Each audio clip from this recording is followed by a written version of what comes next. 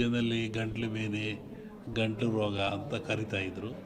ಅದು ಬಂದದ್ದು 2 ದಿನಕ್ಕೆ ಸತ್ತೋಗ್ತಾ ಇದ್ದು ಮನುಷ್ಯ. ಶ್ವಾಸಕೋಶಕ್ಕೆ ಗಂಟ್ಲಿಗೆ ಬರುವಂಥ ಕಾಯಿಲೆ. ಇದು ಯಾತ್ರಿಂದ ಬರುತ್ತೆ ಅಂತ ನಾವು ಸ್ವಲ್ಪ ಯೋಚನೆ ಮಾಡಿದರೆ, ಸ್ವಚ್ಛತೆಯನ್ನು ಮನುಷ್ಯ ಕಳ್ಕೊಳ್ತಾ ಇದ್ದಾನೆ. ಆರೋಗ್ಯ ಅಂದರೆ ಸ್ವಚ್ಛತೆ ಅಂತ. ಆ ಕಳ್ಕೊಳ್ಳೋದ್ರಿಂದ, ಸ್ವಚ್ಛತೆ ಶುದ್ಧ ಇದರಿಂದ ಮನೆಯಲ್ಲಿ ಹೊರಗೆ ಒಳಗೆ ಎಲ್ಲ ಕಡೆ ಕಳ್ಕೊಂಡ್ರೆ ಕಾಯಿಲೆ ಬೆನ್ನರ್ತಾ ಇದೆ. ಇಂತಹ ಕಾಯಿಲೆ ಇದು ಘೋರವಾಗಿರ್ತಕ್ಕಂಥ ಕಾಯಿಲೆ. ಕೇವಲ 1 ಗ್ರಾಮ್ ತೂಕ ಇರತಕ್ಕಂಥ ಕಾಯಿಲೆ ಇದು ಜಗತ್ತನ್ನೇ ಎದುರಿಸ್ತಾ ಇದೆ. ಮನುಕುಲಕ್ಕೆ ಇದು ಮಾರಕವಾಗಿದೆ. ಇದು ಮುಂದೆ ಇನ್ನೂ ಹೆಚ್ಚಾಗೋ ಲಕ್ಷಣಗಳು ಭಾಳ ಇದ್ದಾವೆ ಜಗತ್ತಿನಾದ್ಯಂತ. ನಾನು ಹಿಂದೆ ಒಂದು ಹೇಳಿದ್ದೆ, ಸಿರಿವಂತ ಮಗನುಟ್ಟಿ ಆಳುವನು ಮುನಿಪುರವ, ಯುದ್ಧವಿಲ್ಲದೆ ಮಡಿಯ ಪುರವಲ್ಲ ಕೂಳಾದೀತು. ಸಿರಿವಂತ ಮಗನುಟ್ಟಿ ಆಳುವನು ಮುನಿಪುರವ. ಮುನಿಪುರ ಅಂದರೆ ಅಮೇರಿಕಾ ದೇಶವನ್ನು ಸನ್ಯಾಸಿ ಊರು ಅಂತ ಕರೀತಾರೆ. ವಿಷ್ಣು ವಾಮಾವತಾರದಲ್ಲಿ ಅಲ್ಲಿ ಅವನು ಭೂಮಿ ತೊಳೆದಿದ್ದು, ಸಂಪದ್ಭರಿತ ರಾಜ. ಅದು ಸನ್ಯಾಸಿ ದಾನ ಕೊಟ್ಟದ್ದು, ಅದನ್ನು ಮುನಿಪುರ ಅಂದರು. ಆ ಮುನಿಪುರ ಒಬ್ಬ ಸಿರಿವಂತ ಹುಟ್ಟಿ ಆಳ್ತಾನೆ. ಡೊನಾಲ್ಡ್ ಯಾರ ಮನೆ ಹೋದ್ನಲ್ಲ, ವಿತೌಟ್ ಬ್ಯಾಟ್ರಿ ಜಗತ್ತು ಹಾಳಾಗಿ ಹೋಗ್ತದೆ ಅಂತ. ಹಾಗೆ ಅವನ ಕಡೆ ದಿನಗಳಲ್ಲಿ ಮಳೆಗಳು ಬೆಳೆಗಳು ನಾಶವಾಯಿತು, ಕುರುನು ಜಾಸ್ತಿ, ಇನ್ನೂ ಜಾಸ್ತಿ ಆಗ್ತಾಯಿದೆ. ಅಂಥ ಒಂದು ಕಾಲಜ್ಞಾನದ ಸೂಚನೆ ಅದು. ಆ ದೃಷ್ಟಿಯಿಂದ ನಮ್ಮ ಈ ನಾಡಿಗೆ ನಾವು ಬರೋದಾದರೆ ಇದು ಇನ್ನೂ ಜನವರಿ ಫೆಬ್ರವರಿ ಹೇಳಕ್ಕೆ ಬರೋದಿಲ್ಲ. ನಾನು ಮೊನ್ನೆ ಹೇಳಿದ್ದಲ್ಲಿ ನಿಮ್ಮ ಇದರಲ್ಲಿ ಕಾರ್ತಿಕ ಮತ್ತು ಆಶ್ವೀಜದಲ್ಲಿ ಹಳ್ಳಿಗಳಲ್ಲಿ ಹೆಚ್ಚಾಗ್ತದೆ ಕಾಯಿಲೆ ಇದು ಅಂತ, ಹೆಚ್ಚಾಗ್ತಾ ಇದೆ. ಆಮೇಲೆ ಇನ್ನೂ ಮಳೆ ಬರೋ ಲಕ್ಷಣಗಳು ಭಾಳ ಇದ್ದಾವೆ. ಜನಗಳಲ್ಲಿ ಅಶಾಂತಿ ಆಗ್ತಕ್ಕಂಥದ್ದು ಲಕ್ಷಣಗಳಿದ್ದಾವೆ. ಏನು ಯುಗಾದಿ ಮೇಲೆ ಇದನ್ನು ನಿರ್ಣಯಿಸಬೇಕು ಏನು ಅಂತ. ನೆಕ್ಸ್ಟು ಇನ್ನೊಂದು ಸೆಕೆಂಡ್ ಟೈಪ್ ಇದೇ ಟರ್ನ್ ಆಗ್ತಾಯಿದೆ. ಟರ್ನ್ ಅಂದರೆ ಕಾಯಿಲೆ ವಾಯು ಬಗ್ಗೆ ಬರುವಂಥದ್ದು. ಈ ಕೊರೋನಾ ವಾಯುವಿಂದ ಬರೋದಲ್ಲ, ವಾಯು ಮಾಧ್ಯಮ ಅಲ್ಲ ಇದಕ್ಕೆ. ಕೊರೋನಾ ತೂಕವಾಗಿರುತ್ತಿದ್ದು, ತೂಕವಾಗಿರೋದ್ರಿಂದ ಕೆಮ್ಮಿದರೆ, ಕೆಕ್ಕಿಸಿದರೆ, ಉಗಿದ್ರೆ ಕಫ ಬಂದು ಆ ಕಫ ನಮ್ಮಲ್ಲಿ ಬರ್ತದೆ, ವೈರಸ್ಸು ಅಂತ. ಈಗ ನೆಕ್ಸ್ಟ್ ಇದು ಇನ್ನೊಂದು ಸ್ಟೆಪ್ ಏನು, ವಾಯು ಗಾಳಿಯಿಂದ ಬರುವಂಥದ್ದು. ಅದು ಬಂದು ಮಾನಸಿಕ ವಾಸ್ತೆ ತರುವಂಥ ಕಾಯಿಲೆ ಇದೆ. ಅದ್ರ ಬಗ್ಗೆ ಇನ್ನೂ ಒಂದು 2-3 ತಿಂಗಳು ಕಳೀಬೇಕು ಅದು ಅದರಲ್ಲಿ. ಅದು ಒಟ್ಟು ಮನುಷ್ಯ ಎಚ್ಚರವಾಗಿದ್ದು ಆರೋಗ್ಯ ಕಾಪಾಡ್ಕೊಂಡು ಸ್ವಚ್ಛತೆಯನ್ನು ಕಾಪಾಡ್ಕೋಬೇಕು ಮನುಷ್ಯ. ಅವ ನೈರ್ಮಲ್ಯವನ್ನು ಕಾಪಾಡ್ಕೋಬೇಕು. ಅದು ಭಾಳ ಮುಖ್ಯವಾದ್ದು. ನಾವೇನು ಹೇಳಕ್ಕೆ ಹೋಗೋದ್ರ ಬಗ್ಗೆ ಅದು ಹಾಗೇನಿಲ್ಲ. ಮೊನ್ನೆ ಗ್ರಹಣಗಳು ಎಲ್ಲ ಬಂತಲ್ಲ, ಇದು ಭಾರತ ಕಂಡ ಜಗತ್ತಿನಾದ್ಯಂತ ಇದ್ರ ಭವಿಷ್ಯ ಅಂದರೆ ರಾಜಕೀಯ ವಿಪ್ಲವ ಅಂತದೆ. ಅಮೇರಿಕಾದಲ್ಲಾಯಿತು, ಮತ್ತು ಎಲ್ಲ ಕಡೆ ಆಗ್ತಾ ಇದೆಯಲ್ಲ, ಹಾಗೆ ಇಂಡಿಯಾನೂ ಸೇರಿದಂತೆ ಜಗತ್ತಿನಾದ್ಯಂತ ರಾಜಕೀಯ ವಿಪ್ಲವ ಆಗ್ತದೆ, ಏರಿಳಿತ ಆಗ್ತದೆ ಅಂತ ಒಂದು ಮಾತಿದೆ. ಅದರಲ್ಲಿ ಯಾವುದೇ ಗ್ರಹಣಗಳು ಫಲದಿಂದ ಅದಿನ್ನೂ ಡಿಸೆಂಬರ್, ಇನ್ನೂ ಒಂದು ಜನವರಿ ಒಳಗೆ ಟೈಮ್ ಇದೆ ಅದಕ್ಕೆಲ್ಲ. ಒಬ್ಬರು ವಿಷಯ ನಾನು ಹೇಳಲ್ಲ, ಜಗತ್ತು ರಾಜಕೀಯ ವರ್ಗದ ಬಗ್ಗೆ ವಿಪ್ಲವ ಅಂತ ಹೇಳ್ತಾರೆ.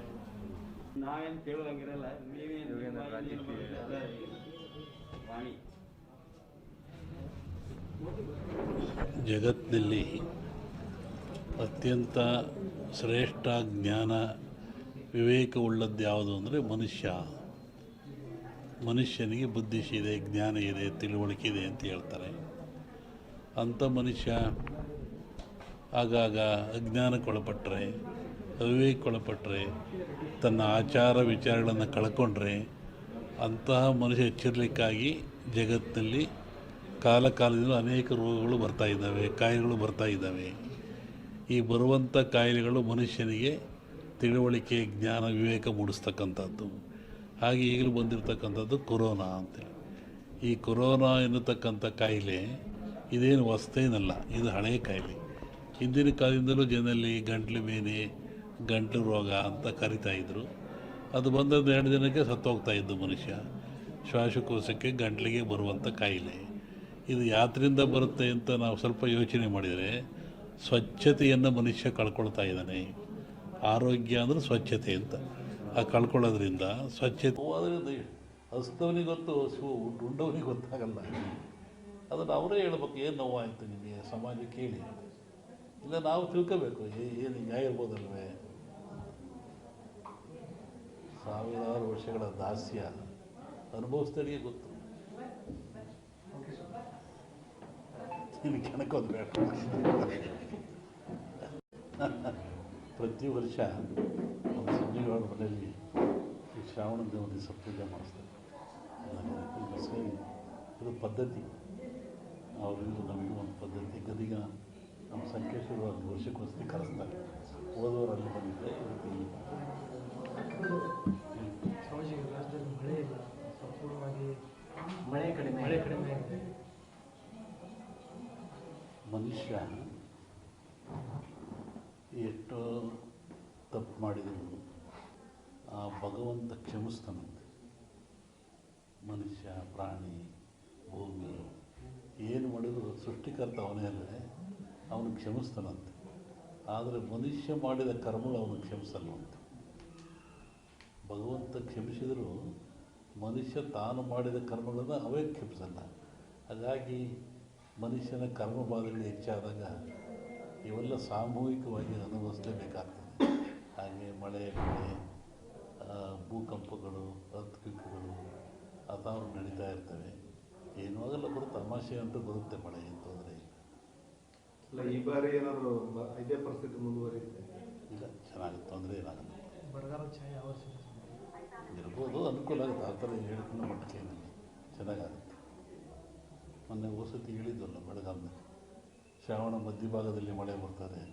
ನೀವು ಉತ್ತರ ಕರ್ನಾಟಕದಲ್ಲಿ ಆಯಿತು, ಎಲ್ಲ ಕಡೆಗೂ ಆಯ್ತಲ್ಲ. ಈಗ ಅಮಾವಾಸ್ಯೆ ನಂತರ ಇಲ್ಲಿ ಬರುತ್ತೆ, ತೊಂದರೆ ಇಲ್ಲ. ಅಮಾವಾಸ್ಯೆ ನಂತರ ಈ ಕಡೆ ಈಗ ರಾಜಕೀಯದಲ್ಲಿ ಬೇರೆ ಬೇರೆ ರೀತಿಯ ಬೆಳವಣಿಗೆಗಳು ನಡೆದವು. ಮೈತ್ರಿಗಳು ಯಾವ್ಯಾವ ಪಕ್ಷಗಳು ಲೋಕಸಭಾ ಚುನಾವಣೆ ಹಿಂದೆ ಲೋಕಸಭಾ ಚುನಾವಣೆ ಪೂರ್ವದಲ್ಲಿ ಈ ಬಗ್ಗೆ ಅದು ಬಂದಾಗ ಹೇಳೋದಂತ ಈಗೇನದು ಅವಶ್ಯಕತೆ ಇಲ್ಲ.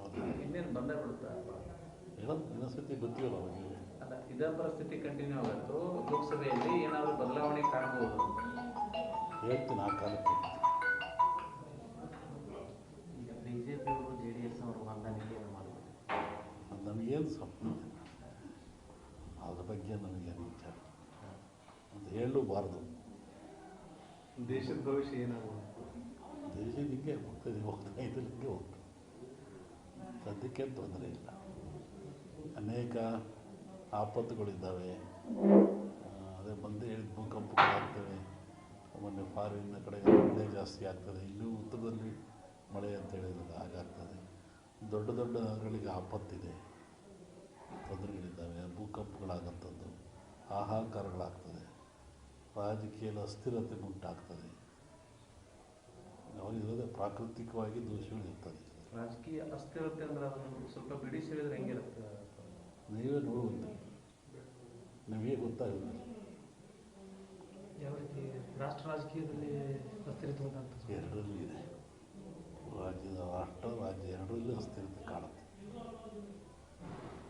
ಎಲ್ಲ ಕಡೆ ಈ ಧರ್ಮದ ವಿಚಾರ ಸಾಕಷ್ಟು ಚರ್ಚೆಗೆ ಆಗ್ತಿದೆ. ಆದರೆ ಸನಾತನ ಧರ್ಮ ವಿಚಾರವಾಗಿ ಚರ್ಚೆ ಆಗ್ತದೆ. ಅವರವ್ರ ಧರ್ಮ ಅವ್ರಿಗೆ ದೊಡ್ಡದು. ಇದು ಭಾರತದಲ್ಲಿ ಸೆಕ್ಯುಲರ್